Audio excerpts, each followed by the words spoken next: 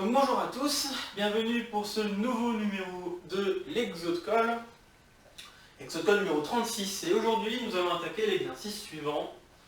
Soit alpha un nombre irrationnel algébrique sur Q, on aimerait montrer la propriété suivante, qu'il existe un entier naturel non nul et qu'il existe un réel positif strict, tel que la distance entre le nombre qu'on est en train de regarder, alpha, et n'importe quel rationnel, peut être minoré par quelque chose qui dépend de A, du dénominateur du rationnel en question, mis à une certaine puissance n.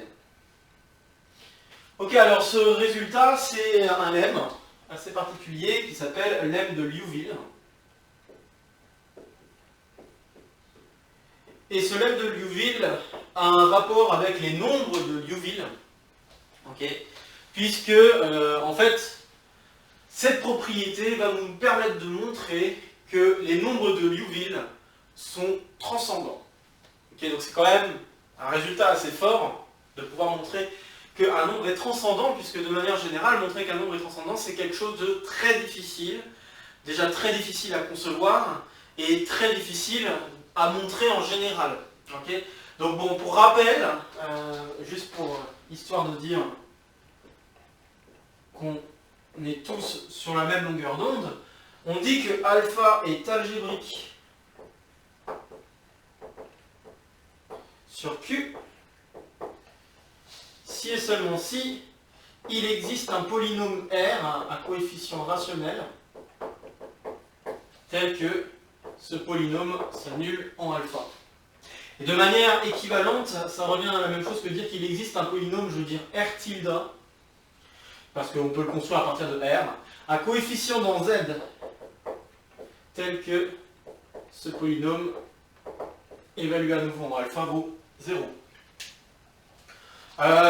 Pour rappel peut-être, ou juste pour le dire, l'équivalence, c'est clair que si on part d'en bas, on arrive au-dessus, ça c'est assez évident.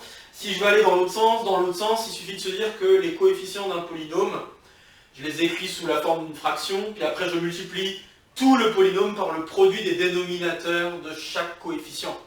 Donc autrement dit, si le polynôme R s'écrit RK, petit RK fois x puissance k, les petits RK s'écrivant AK sur BK, je peux tout multiplier par le produit des BK. Donc multiplier tout le polynôme par le produit des BK, et je vais trouver un polynôme à coefficient dans Z, qui cette fois, qui lui aussi s'annulera du moins en alpha. Okay, donc ces deux choses-là sont équivalentes, hein, juste pour qu'on soit sur le même. Et donc dire qu'un nombre est transcendant, c'est dire qu'il n'est pas algébrique sur Q. Donc alpha est transcendant si et seulement si alpha n'est pas algébrique.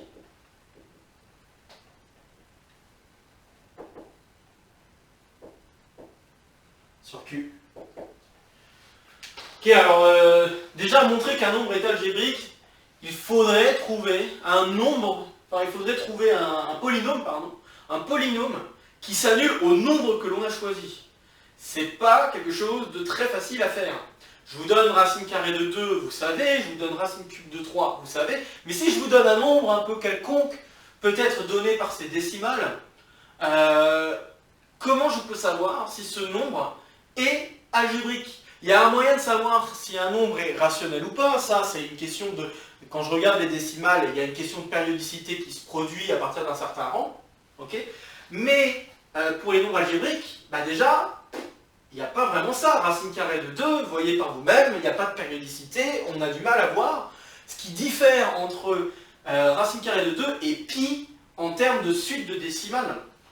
D'accord? Donc c'est quand même quelque chose d'assez fort d'avoir un critère, puisque ici ça a l'air de donner un critère qui pourrait nous permettre de mettre en évidence que des nombres ne sont pas algébriques sur Q, okay, autrement que de jouer avec des polynômes. D'accord? Parce que là, ces inégalités-là, il n'y a pas à un seul endroit, je ne parle pas de polynômes ici.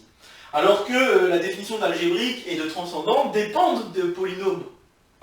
En tout cas, en tant que tel, ça dépend de polynômes. Donc c'est quand même, je trouve que c'est quand même une propriété assez intéressante en ce sens. Okay, donc oui, comme je viens de dire pi et e sont transcendants. Mais on va voir qu'il y a des choses quand même assez particulières sur pi et e par rapport à ces nombres de Liouville, parce qu'il se trouve que pi et e ne sont pas des nombres de Liouville. Okay, donc c'est quand même, voilà, enfin, c'est pas ce genre de propriété qui nous permettra de montrer que pi et e sont transcendants. Il y a d'autres méthodes, essentiellement dues à une définition à l'aide de séries. Grosso modo, c'est un peu ce genre de jeu qu'on fait pour montrer que les nombres ne sont pas... les nombres sont transcendants. Il y a quand même une petite propriété dont j'aimerais parler avant de démarrer la résolution ici. Enfin, une résolution. Il y a quand même quelque chose d'assez rigolo.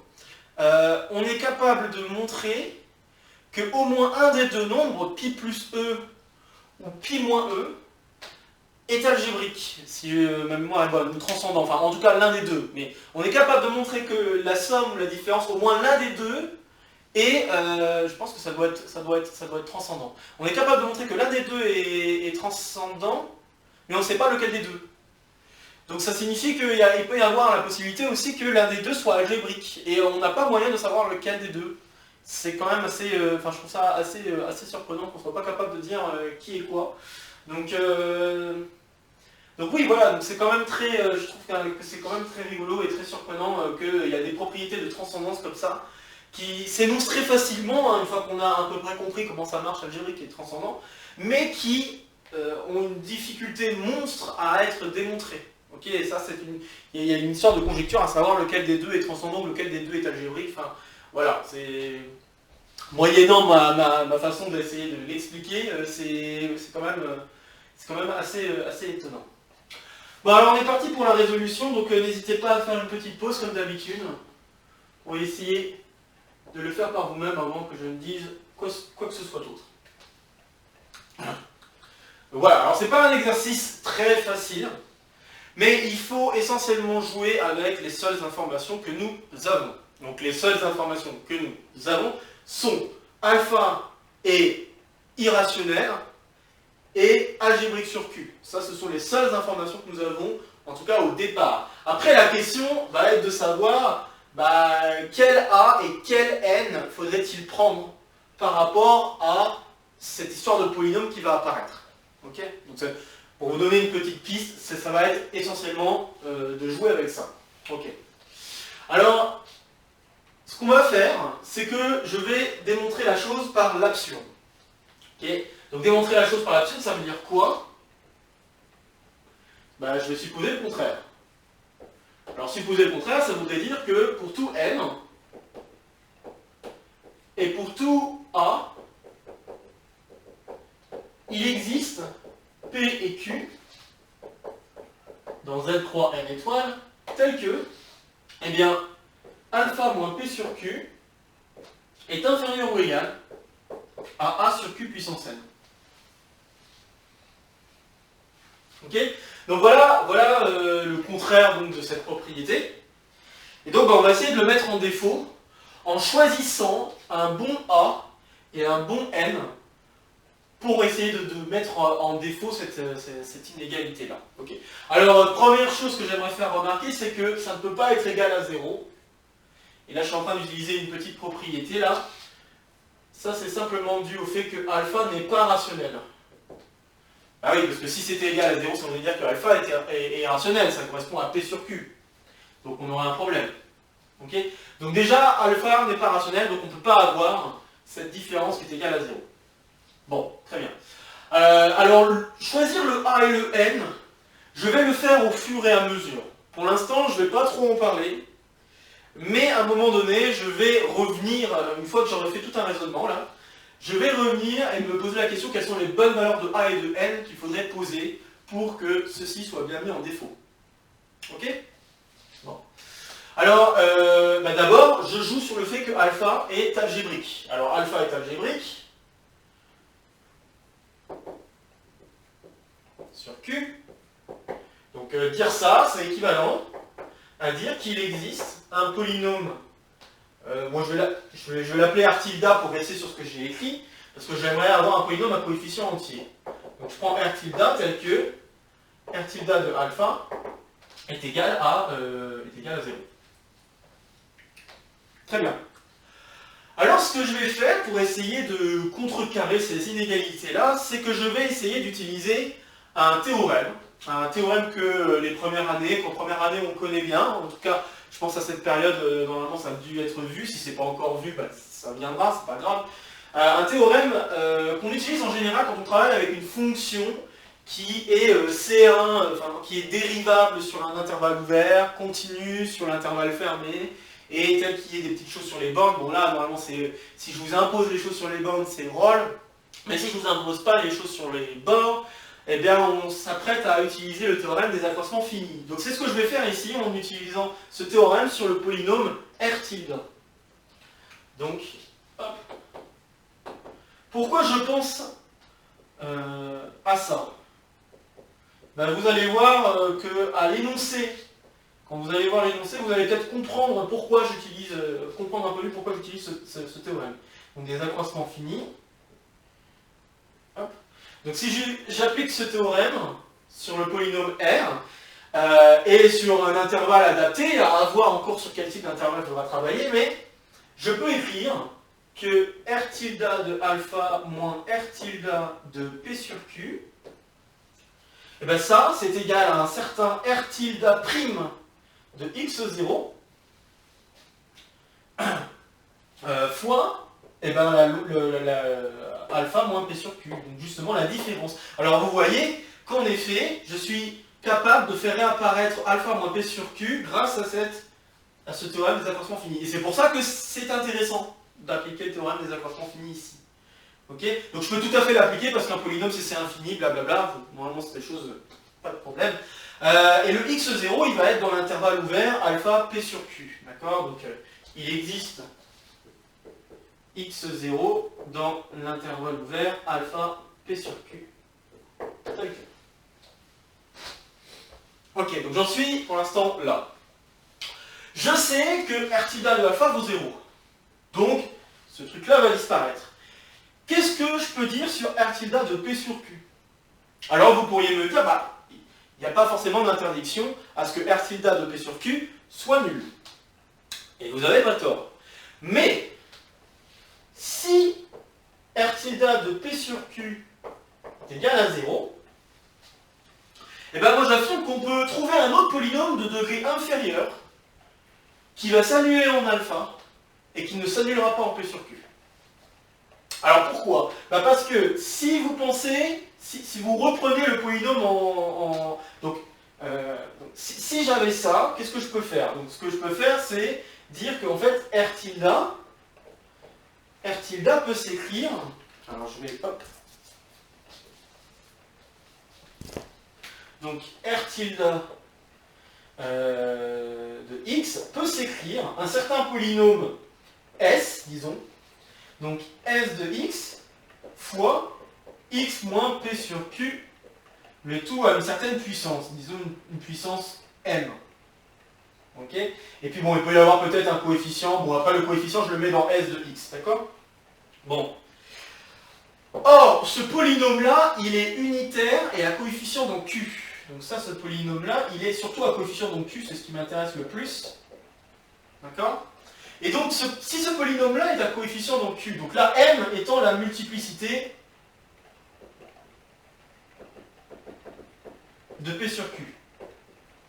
D'accord? Étant donné que ce polynôme est à coefficient donc Q crochet x, ça signifie que le polynôme qui est ici est également dans Q crochet x. Et si je le calcule en alpha, bah je sais déjà que ça c'est non nul. Mais je sais que R tilde de alpha vaut 0. Donc ça veut dire que S de alpha vaut 0. Donc j'ai ça, et S alpha égale 0. Et comme je l'ai expliqué ici, hein, pour l'équivalence ici, dès que j'ai un polynôme dans Q crochet x, ce que je peux faire, c'est multiplier par le produit des dénominateurs, comme si je mettais tous sous le même dénominateur commun, en gros. Hein, donc je multiplie par tous les produits de dénominateurs et je me retrouve avec un polynôme à coefficient dans Z, qui s'annule en alpha, mais qui ne s'annulera pas en P sur Q. Ok? Donc ce qui se passe, c'est que je peux remplacer, donc on peut alors remplacer R tilde par S une fois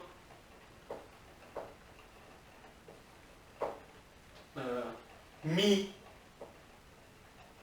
à coef sur les Z.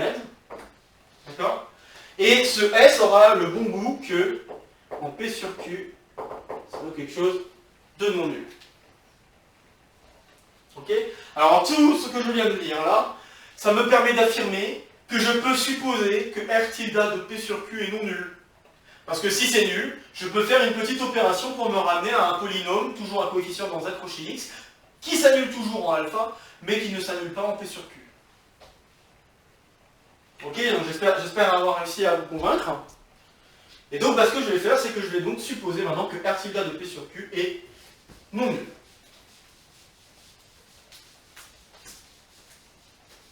Hop. Donc là, je viens d'effacer ce que j'ai écrit.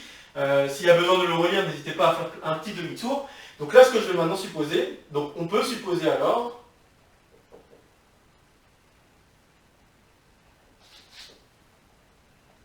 que R tilde de P sur Q est non nul. Et dans ce cas, ça implique que R tilde prime de x0 est non nul.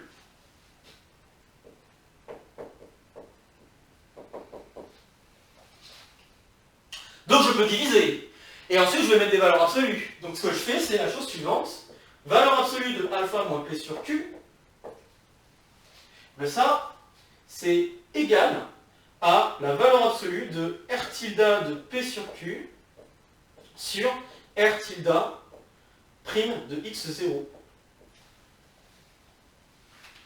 Ah, donc là, vous voyez qu'en partant des accroissements finis, puis en faisant quelques manipulations, on est capable de dire à quoi est égale cette différence par rapport au polynôme R tilde. On est quand même capable de décrire une certaine forme. Après, je ne dis pas qu'on sait exactement ce que ça vaut, mais en tout cas, on est capable de décrire une certaine forme dépendant de R tilde, de P sur Q et d'un certain x0, d'une certaine valeur dans la dérivée, on est capable d'avoir en gros un contrôle sur la différence. C'est ça que je veux essayer de dire. On est capable d'avoir un contrôle. Donc c'est quand même pas mal. Alors, allons jusqu'au bout et voyons qu'est-ce qu'on peut dire de plus. Hop. Et puis vous allez voir que petit à petit, la valeur de A et la valeur de N vont ressortir de ce raisonnement. Enfin, la valeur. Les valeurs, ou enfin, une valeur de N et une valeur de A va ressortir de notre raisonnement. Voilà, devrais-je dire. Au moins une valeur. Donc, alors, ce que je vais faire, c'est dans un premier temps, je vais essayer de manipuler un petit peu ce que ça veut dire ce truc-là. R tilde de P sur Q. Qu'est-ce que ça va amener? Alors, R tilde de P sur Q, je peux l'écrire comme une somme de RK, P sur Q puissance K. K allant de 0 jusqu'au degré de R. Alors le degré de R, c'est justement ce qui va jouer le rôle du N. D'accord? Vous allez voir pourquoi c'est ce qui va jouer le rôle du N. Donc je vais me permettre de noter N le degré de R tilde. Si je ne le note pas N, c'est pas grave, je pourrais le noter autrement, mais au bout d'un moment vous allez vous rendre compte que en fait c'est en effet la bonne valeur de N à choisir pour essayer de mettre en défaut le raisonnement par l'absurde. Donc, ce que je vais faire, c'est que je vais essayer de faire ressortir des entiers dans toute notre affaire. Alors, sachant que les RK ici sont des entiers, hein, d'accord? Bon. Donc, je vais essayer de faire ressortir des entiers dans notre affaire. Et pour cela, je vais sortir la plus grande puissance de Q que je peux mettre en facteur. Donc ici, la plus grande puissance de Q en plus bas que je peux mettre en facteur, c'est Q puissance n. Je vais m'en trouver avec 1 sur Q puissance n fois une somme pour K allant de 0 à n de RK, P puissance K, Q puissance n moins K. Bon, et en ayant mis ce Q puissance n, 1 sur Q puissance n en facteur, ce que j'obtiens dans la somme, c'est un entier. Le résultat de la somme, c'est un entier. Pourquoi? Parce que ça, c'est un entier. P puissance K, une puissance d'un nombre entier, et là, c'est pareil, parce que n moins K, c'est un positif. Donc une puissance positive d'un nombre entier, c'est un nombre entier. Donc je me retrouve avec une somme de produits de nombres entiers, j'ai donc un nombre entier. Donc ça c'est un nombre entier, et donc ça veut dire quoi? Ça veut dire que si je mets des valeurs absolues à R tilde de P sur Q, et bien ça je me rends compte que ça va être plus grand ou égal à 1 sur Q puissance n. Ah, c'est pas mal ça. Ok, donc là vous voyez qu'il y a du 1 sur Q puissance n qui ressort, donc vous voyez en effet que le n semble bien être le degré de R tilde, chose que je vous ai affirmé un peu plus tôt, mais on s'en rend compte là maintenant, parce que là je vais pouvoir faire apparaître en effet du 1 sur Q puissance n. Donc ça, je vais pouvoir dire que c'est supérieur ou égal. Je vais me permettre de mettre juste une petite barre, parce que sinon on va avoir du mal à distinguer ce qui est de l'énoncé et ce qui est de ce que je viens d'obtenir. Donc ça, je vais pouvoir dire que c'est supérieur ou égal à 1 sur R tilde prime de x0, en valeur absolue, fois 1 sur Q puissance n. Remarquez que je n'ai pas mis de valeur absolue sur le Q puissance n parce que Q est supposé positif. Hein. C'est un entier naturel non nul. D'accord? Donc je me retrouve avec ça. Et là, on se rend compte de qu'est-ce qui pourrait jouer le rôle de grand A. Et ce qui pourrait jouer le rôle de grand A, c'est un jeu avec les sup de R tilde prime de x0. Donc, alors la question c'est de savoir quel bon grand A faudrait-il choisir en fait. C'est ça qui est maintenant la question. Alors, je vais, de toute façon, vous voulez le mettre, vous voulez regarder par rapport à un. Donc, ce que vous voulez continuer à majorer. Hein. D'accord? À minorer, pardon. Vous voulez continuer à minorer. Pour continuer à minorer, ça veut dire qu'il faut prendre la plus grande valeur de R tilde prime sur un certain intervalle. La question c'est sur quel intervalle vous pourriez me poser. Alors vous pourriez me dire, sur l'intervalle alpha P sur Q. Bon, mais le problème c'est que le P sur Q il dépend un petit peu de l'absurde là. De la preuve par l'absurde. J'ai pas envie que ce soit un truc qui dépend de la preuve par l'absurde, parce que sinon ça veut dire que grand A que je choisis dépend de P sur Q. J'ai pas envie que grand A dépende de PQ quoi. Je ne veux pas ça. Moi, ce que je veux, c'est que le A que je choisis ne dépend absolument de rien. Alors, si je veux faire en sorte que ce grand A ne dépende absolument de rien, ce que je vais faire, c'est que je vais prendre le sup de cette valeur-là, de R tilde prime de x0, dans l'intervalle alpha. Donc, c'est ce que je vais faire. Donc, ce que je vais faire ici, c'est que je vais prendre, donc, posons grand A, quelque chose qui va être plus petit que le min. Alors oui, je mets une min, mais vous allez comprendre pourquoi il y a une histoire de min qui va apparaître. Mais je vais prendre le min de 1 sur la norme infinie de R tilde prime. Et sur quel intervalle? Je vais le faire sur l'intervalle, un intervalle sur lequel j'ai du contrôle. Et l'intervalle sur lequel je peux avoir du contrôle, par exemple, ça peut être alpha moins 1, alpha plus 1.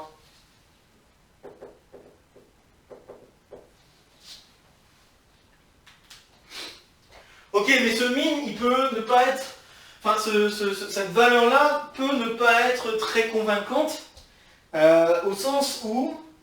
alors... Ouais, alors au sens où, ce qui pourrait...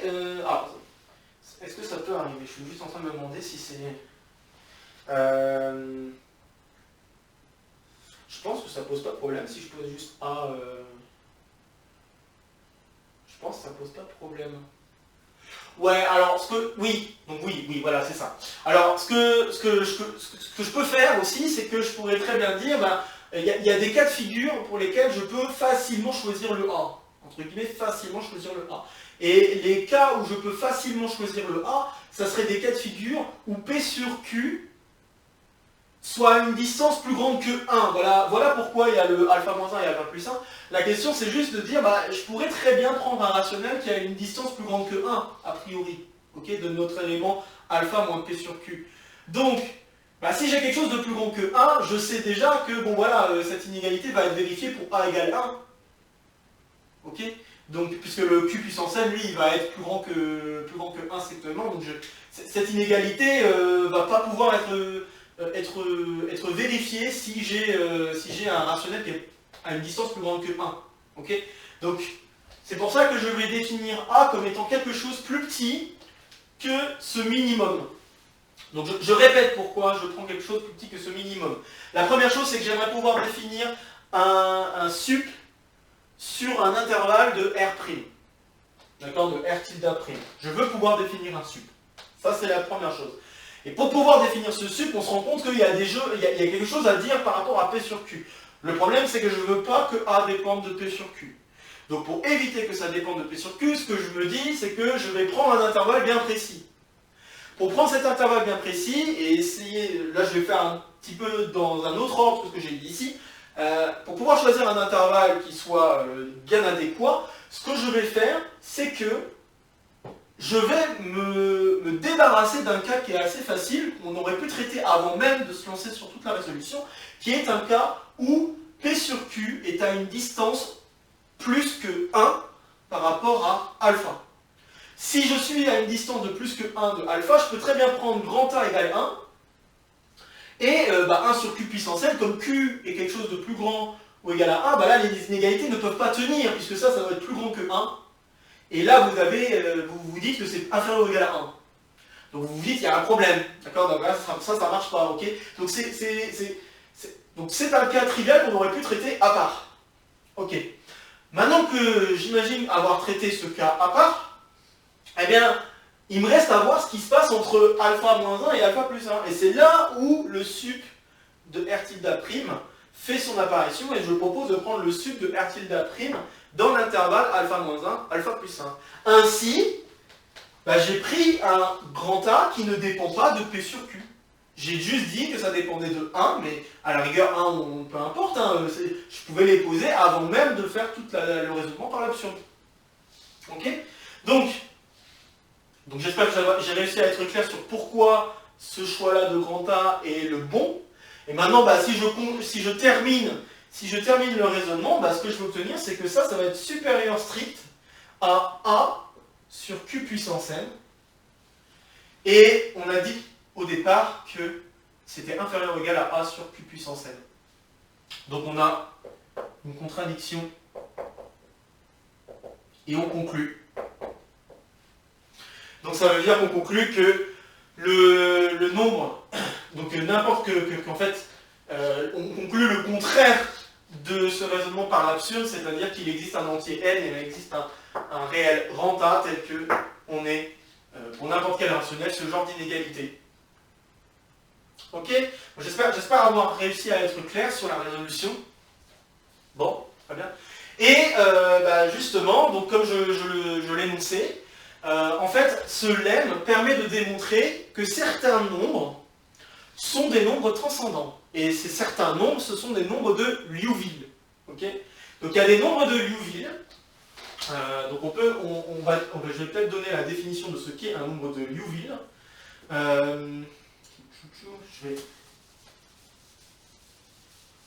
Je vais effacer un petit peu ici pour donner la définition du nombre de Liouville.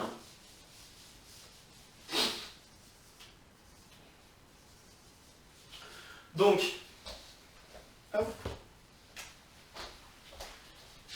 alors, un nombre lambda est dit de Liouville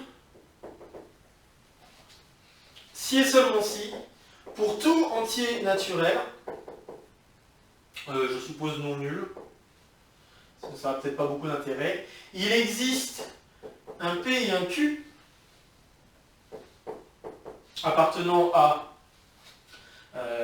Z croix N étoile. Alors je crois que Q doit être plus grand que 2, plus grand ou égal à 2, sur ce coup-là.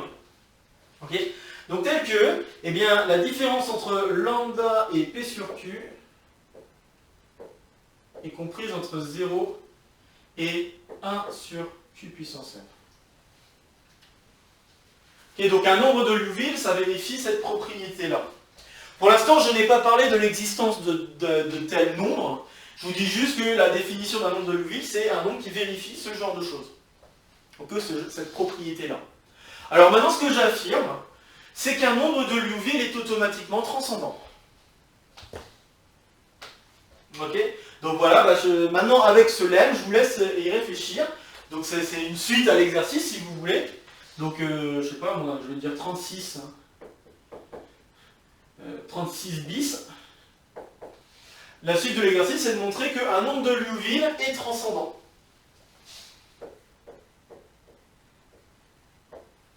Un nombre de Liouville est transcendant.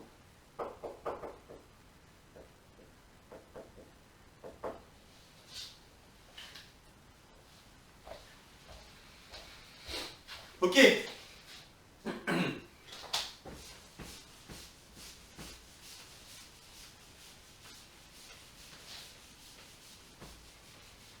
Bon. Alors on a évidemment très envie d'appliquer le lemme qu'on vient de démontrer. Ok. Donc on va essayer de l'appliquer. Mais pour pouvoir appliquer le lemme, eh ben, il y a quand même quelque chose à vérifier. Et le quelque chose à vérifier, c'est de montrer que lambda ne peut pas être rationnel. Ah, parce que pour appliquer le lemme, il faut que le nombre alpha qui est en jeu soit irrationnel. Là, c'est important. D'accord? Donc il faut travailler, il faut déjà montrer que lambda ne peut pas être un rationnel. Résolution. Résolution de 36 bis. Ok. Donc, commençons par ça. Disons que lambda, supposons que lambda est égal à C sur D.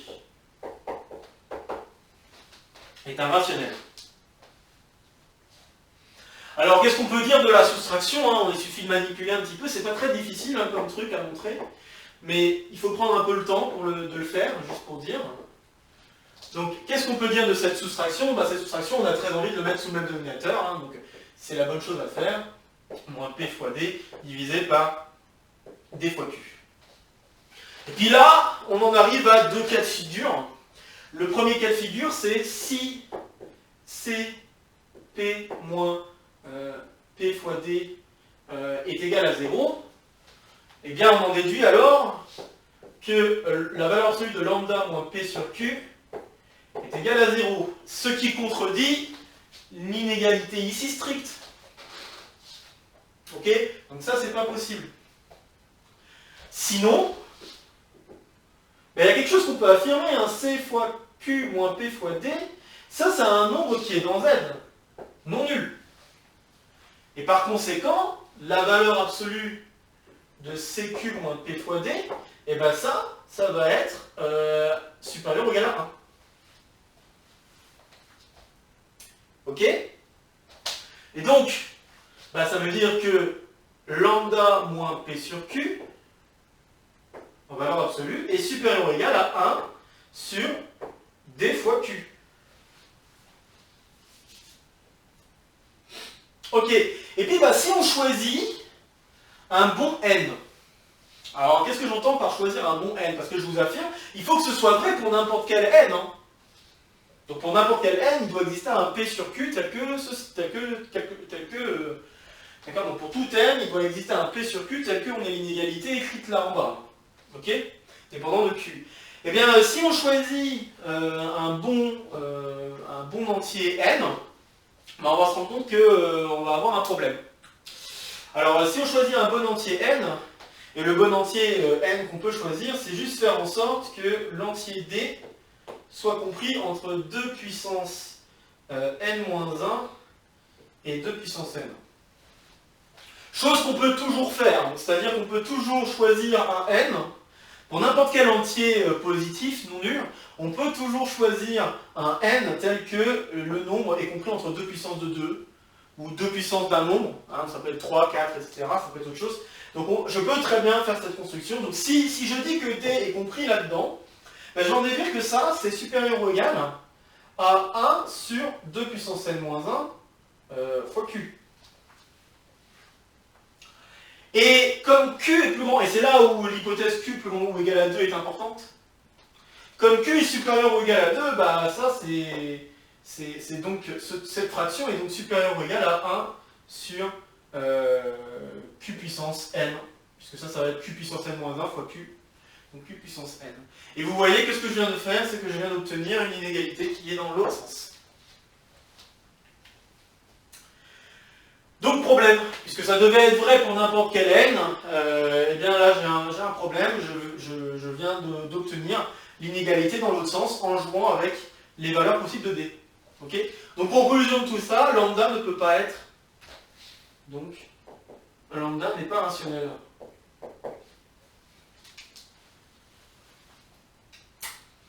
Ok. Bon, et puis bah maintenant il reste à chercher à appliquer le lemme. Ok. Donc là on a réussi à montrer que lambda n'est pas rationnel. Très bien. J'efface pour me faire de la place.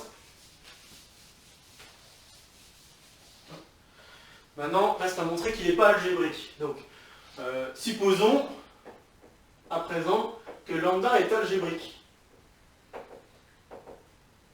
sur Q. Ok. Alors lambda est algébrique sur Q, j'applique le résultat. Je sais qu'il existe un entier naturel n, et je sais qu'il existe A appartenant à R plus étoile, tel que, pour tout P et Q, tel que Z et N étoile, voilà. Donc tel que la valeur absolue de lambda moins P sur Q est supérieure stricte à A sur Q puissance N. Ok. Bon, on sait déjà que être plus grand que 0, c'est évidemment vérifié. Là, ce qu'on veut essayer de montrer, c'est que l'inégalité dans l'autre sens ici n'est pas vérifiée. Ok, on veut essayer de montrer ça. Bon, très bien. Alors, le truc, c'est qu'en fait, on affirmait, donc pour être un nombre de Liouville, on affirme que pour n'importe quel entier, il existe un rationnel tel que on est ceci. Ok. Alors la question, ça va être de choisir le bon entier. D'accord? Donc, je sais que pour n'importe quel m, il existe PQ tel que, bon, je n'écris pas toutes les conditions, donc tel que, alors moi ce qui m'intéresse c'est l'autre inégalité ici, hein, pour l'instant. Donc tel que, eh bien, la valeur absolue de lambda moins P sur Q, ça c'est inférieur à 1 sur Q puissance m.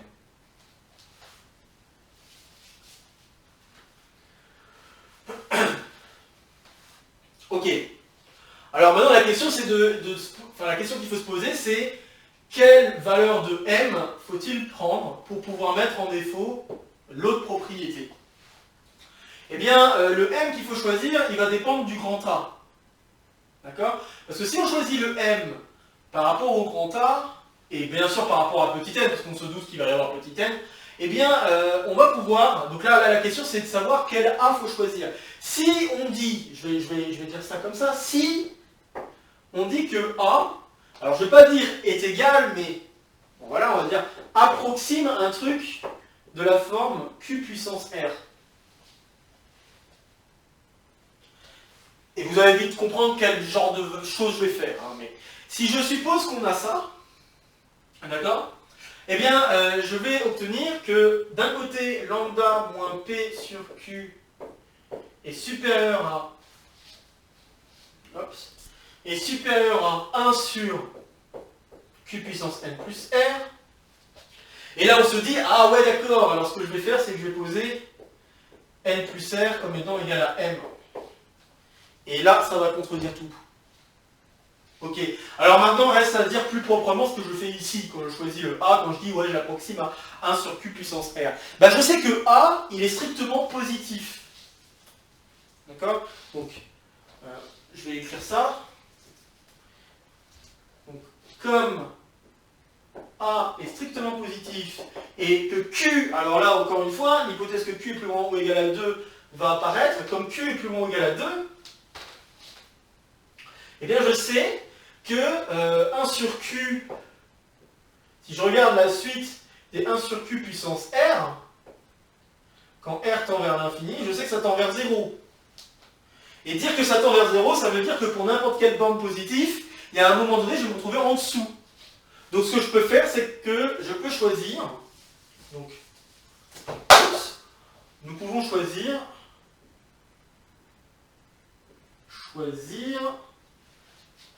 R tel que A sur Q puissance R. Alors ce qu'il faudrait, c'est soit plus petit peut-être que A sur... que A, tout simplement. Donc si je dis pas de bêtises, c'est bien ça, parce que je veux que... Puisque je sais que ça c'est positif, hein. Positif même strictement. Donc je peux très bien choisir un R tel que je me retrouve pour la première fois en dessous de grand A. Hein. C'est juste utiliser le fait que 1 sur Q puissance R tend vers 0 quand R tend vers l'infini. Vous l'écrivez avec des epsilon et tout ça. Mais le epsilon qui est en jeu ici, c'est que je vais prendre grand A. En fait, ouais, c'est ça. Donc le epsilon que je choisis, c'est le grand A. Donc voilà, donc voilà l'inégalité que je choisis de faire. Et dans ce cas-là, en effet, on va pouvoir conclure en posant... Puisque je rappelle que ici, le M là, ce M là, eh ben, il est, je peux le choisir n'importe comment et ensuite on déduire ce qui se passe pour P et Q. Là, ici, je sais déjà que pour tout P et Q, il y a une borne, d'accord? Et bon, ce que je fais, c'est que je vais prendre un M tel qu'il existe, un tel couple PQ tel que ceci. Ok? Et le M, je vais faire en sorte qu'il dépend de A et de N, et de R, de A et de N, je vais y arriver. Donc si je pose en effet M égale N plus R, eh bien je vais pouvoir en effet conclure. On a que lambda moins P sur Q donc, était supérieur à grand A sur Q puissance N, mais ça c'est supérieur à 1 sur Q puissance N plus R, qui est égal à 1 sur Q puissance N. Et 1 sur Q puissance N, on avait dit que lui, il était plus grand que lambda moins P sur Q. Donc on voit qu'on a une contradiction. Puisqu'on est en train de dire que la différence ici est plus grande strictement à la différence ici. Contradiction. Et donc ça signifie que lambda n'est pas algébrique sur Q, autrement dit, lambda est transcendant.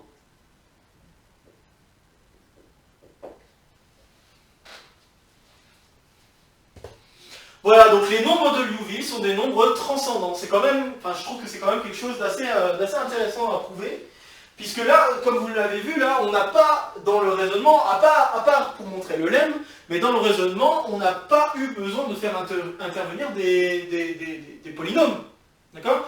En dehors du lemme, on n'a pas eu besoin d'utiliser des polynômes. Et là, on est capable de travailler des choses pour montrer qu'un nombre n'est pas algébrique. C'est quand même quelque chose de très fort. Alors reste une chose quand même à dire, et la chose à dire est la suivante. Je vous ai défini ce qu'est un nombre de Liouville, mais je ne vous ai pas dit s'il en existait.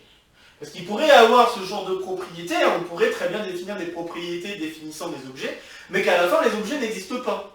Petite anecdote, j'ai appris, il y a longtemps, mais je crois avoir appris que c'est déjà arrivé qu'à des gens qui font une thèse ou qui font de la recherche, se lancent à faire une étude de fonction, alors je crois que c'était une étude d'une certaine fonction qui vérifie certaines propriétés, je ne sais quoi, et à la fin de toute leur thèse ou de toute leur recherche, il se trouve qu'ils arrivent à montrer que la fonction sur laquelle ils étaient en train de travailler depuis peut-être pas mal d'années n'existait pas. Ça peut arriver, d'accord? Ça peut arriver de ce genre de choses. Donc c'est pas, c'est pas anodin de se poser la question quand je pose une définition comme ça, est-ce qu'il existe un objet qui vérifie cette chose? Donc là, ici, est-ce qu'il existe un nombre qui vérifie cette chose? La réponse ici est oui, il en existe des nombres de Liouville. Et ce qui est intéressant, c'est que grâce à cette existence de nombres de Liouville, eh bien, on est capable d'appréhender à peu près, je ne dis pas que ce n'est pas une très grande appréhension, mais on est capable en tout cas de comprendre peut-être un peu mieux la structure des nombres transcendants. C'est pas forcément vrai parce que ce que je viens de dire, il faut le prendre avec des pincettes parce qu'il y a des nombres transcendants qui ne sont pas forcément de Liouville, notamment ceux que j'ai cités un petit peu plus tôt avant de résoudre, pi et e. Mais ça permet quand même d'avoir une idée plus visuelle de ce à quoi peut ressembler un nombre qui est transcendant en termes de décimales. Donc c'est quand même, je pense que c'est assez intéressant. Donc je vais vous donner à quoi ressemblent ces nombres de Liouville, je vais vous dire à quoi va ressembler ces nombres de Liouville. Et on peut en construire une infinité, de la forme que je vais donner. Alors ce que vous avez à faire, c'est que vous deviez prendre B un nombre plus grand que 2, donc un nombre naturel tel que ce nombre est plus grand que 2. Ouais, et puis vous devez prendre ensuite une suite d'entiers naturels. Donc vous prenez une suite d'entiers naturels, K appartenant à N, et vous dites AK appartient à N. Alors, ouais, alors, qu'est-ce que je vais dire? Je veux dire plutôt, il faut être plus précis, je veux que les AK appartiennent tous à l'intervalle, enfin l'ensemble 0, 1 jusqu'à B-1. Et il y a encore une chose que je dois imposer pour m'assurer que c'est bien un nombre de Liouville, c'est-à-dire un nombre qui va être qui a tout le potentiel d'être transcendant et pas être rationnel.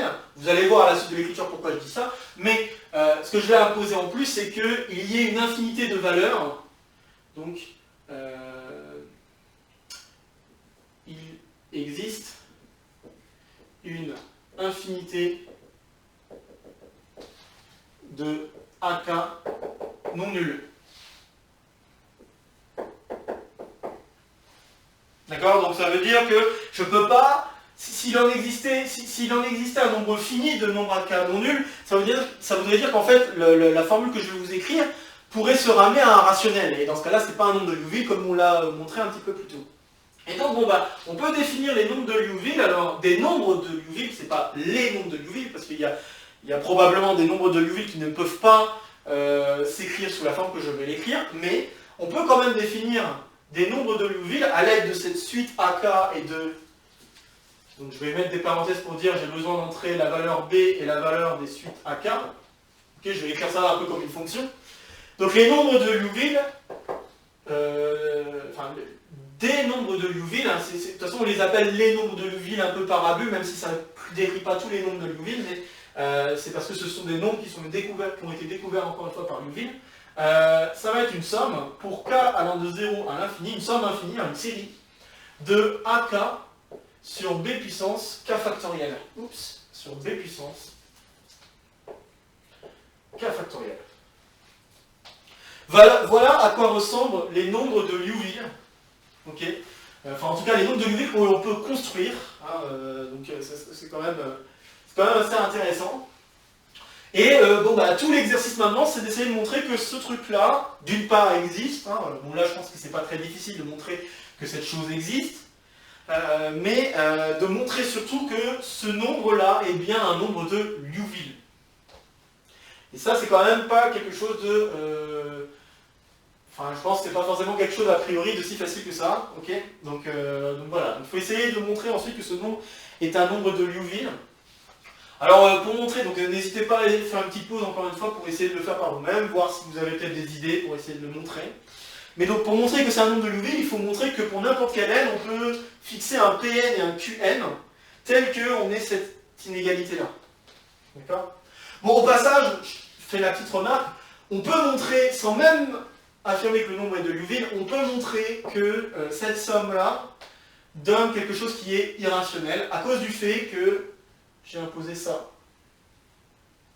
D'accord? Le fait d'avoir imposé ça, vous remarquerez qu'en fait, le nombre là qu'on a sous la main, c'est une écriture en base B du nombre. Et la base B du nombre ici n'est pas périodique. Hein. Donc c'est-à-dire que l'écriture n'est pas... Parce que pour que ce soit rationnel, je vous l'ai dit, enfin, plus ou moins en tout cas au tout début, à la première partie de la vidéo, un nombre rationnel, ce qu'il y a comme particularité, c'est qu'au bout d'un moment, il y a une périodicité qui se crée à partir d'un certain rang. Bon, bah, si on voulait que ce nombre soit rationnel, il faudrait qu'il y ait une périodicité, et une périodicité en fait en toute base. Et là, bah, pour la base B, ici, bah, on n'a pas de périodicité à cause du k factoriel là, qui démonte totalement la périodicité, les périodicités possibles. Donc voilà pourquoi c'est quand même assez intéressant. Donc je vais essayer de dire 2-3 choses pour essayer de montrer que le lambda ici est bien un nombre de Liouville.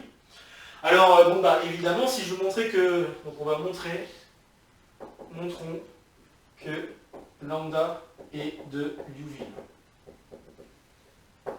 Et donc si on montre que lambda est de l'UV, il est transcendant. D'accord?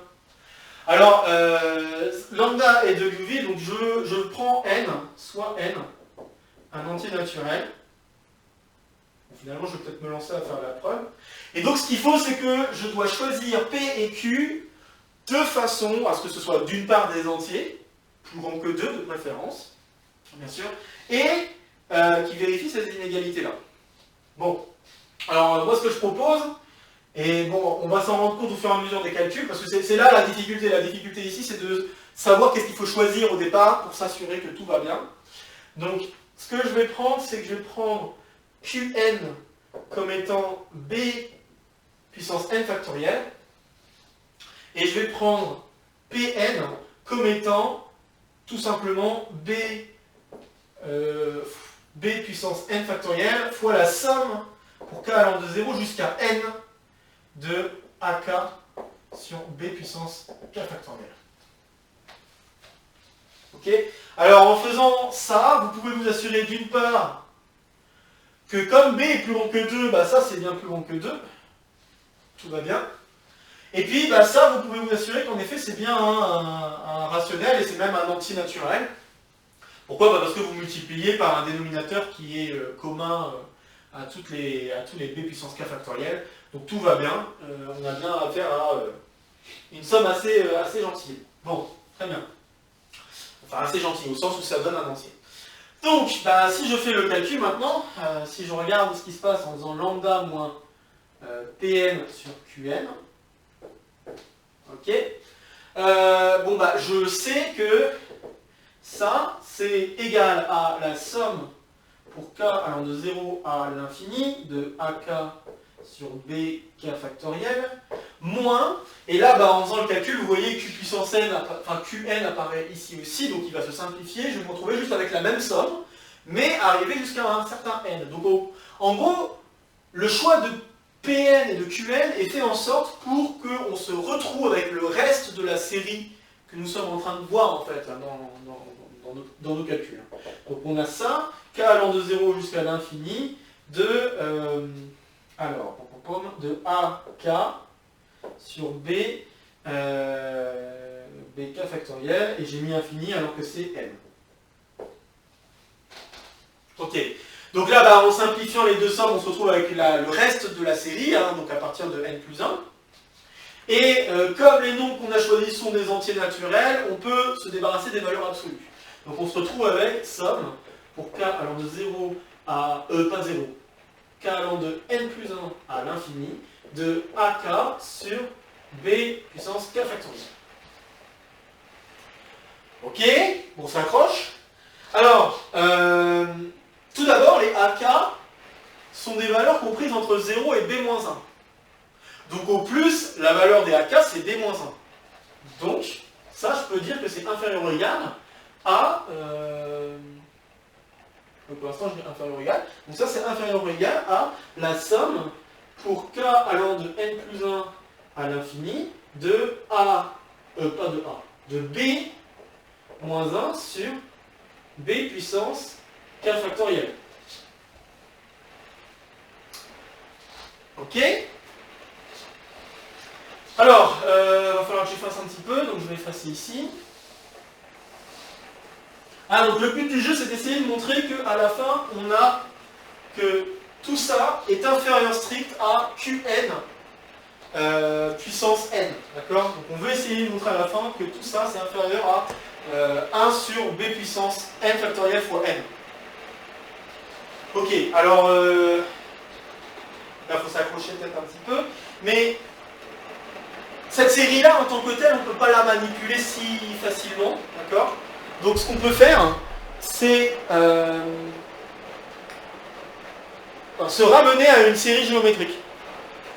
Alors se ramener à une série géométrique, vous remarquerez que le premier terme qui apparaît ici, c'est n plus 1 factoriel, dans le dénominateur là, b puissance n plus 1 factoriel.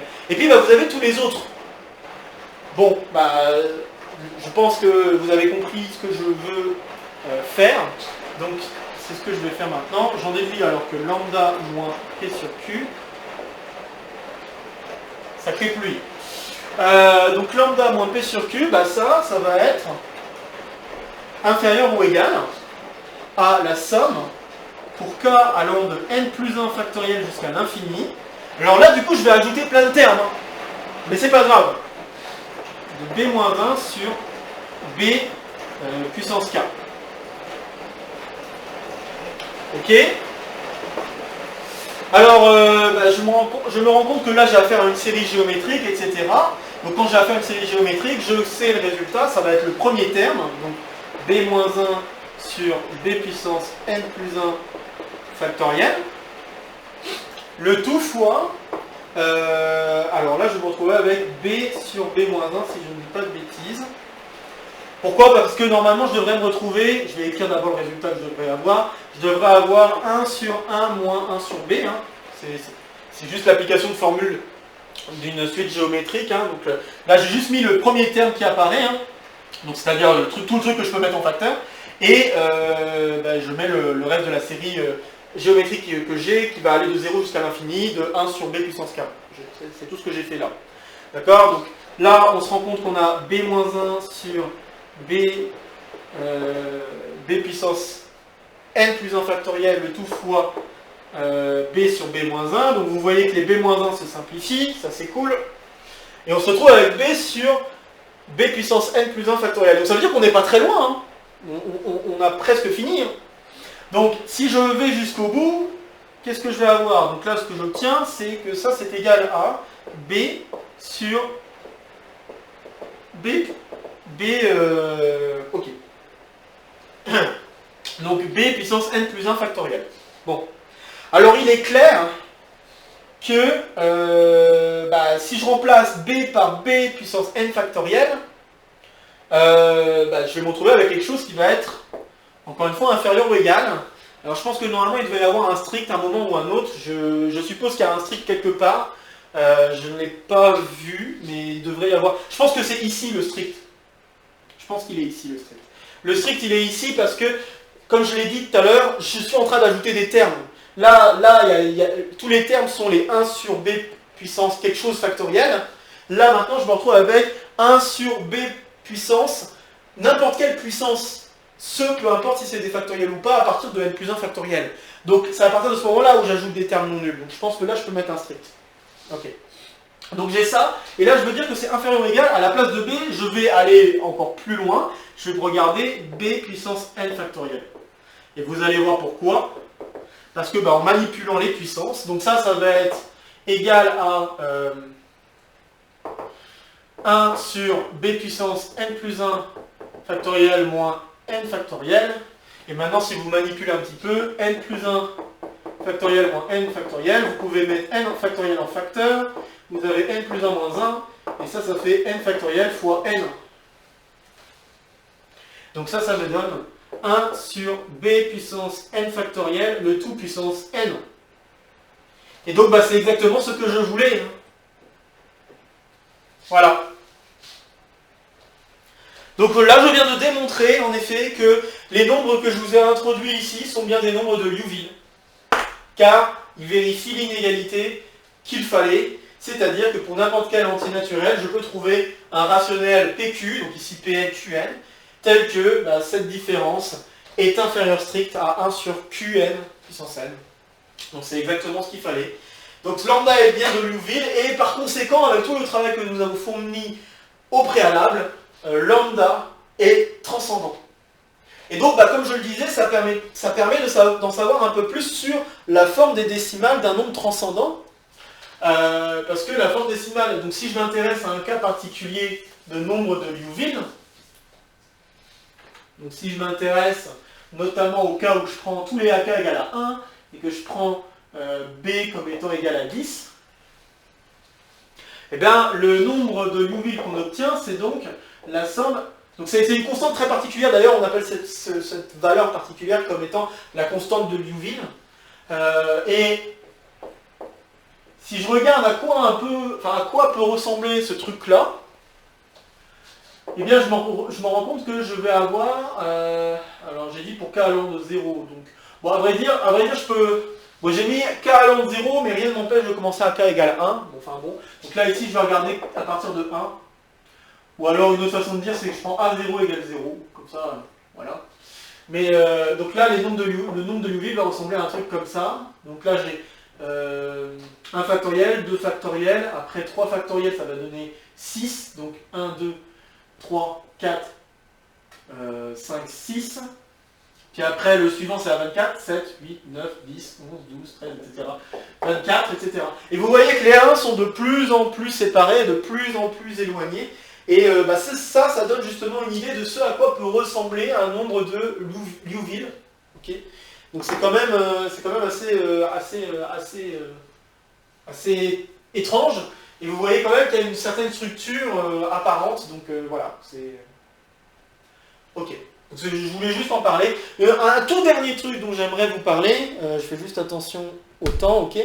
Donc le tout dernier truc que j'aimerais vous parler, c'est, et c'est vrai que ça fait déjà 1 heure de vidéo, c'est juste la question que, en fait, ces propriétés d'être nombre de Liouville et tout ça, a permis d'introduire une notion de mesure, d'irrationalité. C'est-à-dire que ça a permis de dire à quel point un nombre est irrationnel. C'est un peu bizarre à dire, mais en gros c'est ça. Ça a permis de dire, si j'ai pi ou e, à quel point je suis éloigné d'être un nombre rationnel.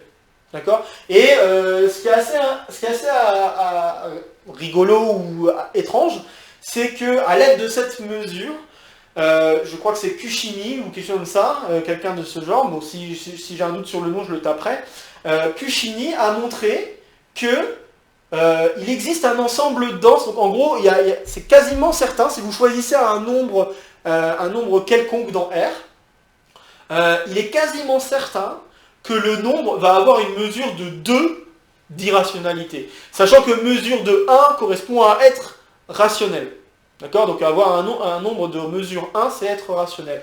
Mais ce qui est assez étrange quand même, c'est que il est quasiment certain que si je choisis un nombre, presque sûrement, c'est une notion de probabilité, si je joue avec des probabilités et que je choisis de manière uniforme un nombre dans R, eh bien il se trouve que je vais avoir une probabilité quasi certaine, une probabilité de 1, de tomber sur un nombre qui va avoir une mesure de 2, ce qui n'est pas si loin, entre guillemets, si vous comparez en disant 1 c'est être rationnel, et 2, voilà, c'est ce qui se passerait généralement si je choisis un nombre réel au hasard.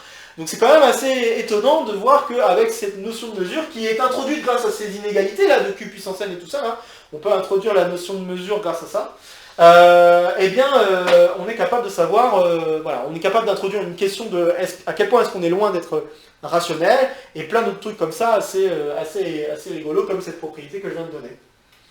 Bon voilà, alors comme ça fait un petit peu plus d'1 heure, maintenant je vais m'arrêter ici. J'espère que tout cet exercice assez long, etc. vous a plu. Malheureusement, je ne vais pas avoir le temps de dire ce qui s'est passé, ce que j'ai fait cette semaine, notamment avec Strasbourg et tout ça. Mais je vous dis rapidement que si ça vous intéresse de voir à quoi pouvait ressembler l'exposé que j'ai pu faire à Strasbourg, je vous propose de regarder sur mon site. Il y a les slides que vous pouvez retrouver dans la partie recherche. Donc vous pouvez retrouver les diaporamas que j'ai utilisés pour la présentation de tout ça. Et vous vous rendrez compte que en fait, c'est pas mal de choses que j'ai commencé à introduire dans le coin recherche, puisque finalement, ce que j'ai présenté, c'était exactement ce que j'avais en tête de vous présenter là en coin recherche, mais avec beaucoup plus de détails pour que tout le monde puisse suivre. Donc voilà, donc à mon avis, avec le peu de choses que vous avez compris sur les points recherche, vous pouvez jeter un œil à ces slides, parce que vous allez comprendre pas mal de choses que vous avez déjà vues avec moi si vous avez suivi un petit peu les points recherche. Et puis voilà, si ça vous intéresse comme ça de jeter un petit coup d'œil, n'hésitez pas à y jeter un coup d'œil, ça sera la bienvenue. Bon voilà, alors comme d'habitude, si vous avez des questions, des commentaires, n'hésitez pas à les faire sous la vidéo. Comme d'habitude, si la vidéo vous a plu, si vous pensez qu'il y a d'autres camarades pour qui ça peut plaire, n'hésitez pas à la partager. Et puis, sur ce, on se retrouve très vite, la semaine prochaine, pour toute la bataille de coins recherche, de petits exos de colle et d'exos de colle. Voilà, sur ce, bon week-end et à très bientôt. Salut à tous!